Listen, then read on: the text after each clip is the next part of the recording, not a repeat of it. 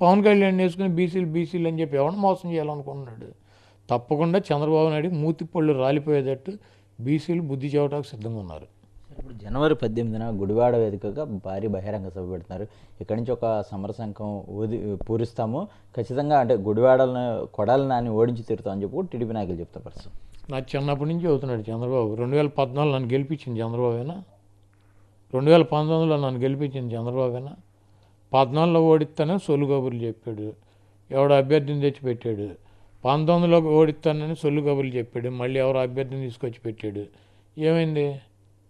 మళ్ళీ ఇప్పుడు అమెరికాని తీసుకొచ్చి ఎవరినో పెట్టాడు, మళ్ళీ ఎన్నికలు అయినాక అమెరికా పోతాడు, మళ్ళీ 2029లో వచ్చి ఎవరినో పెడతాడు రష్యా నుంచి తీసుకొచ్చి, మళ్ళీ ఓడిస్తానని చెబుతాడు, ఈ సొల్లు కబుర్లు చెబుతాడు.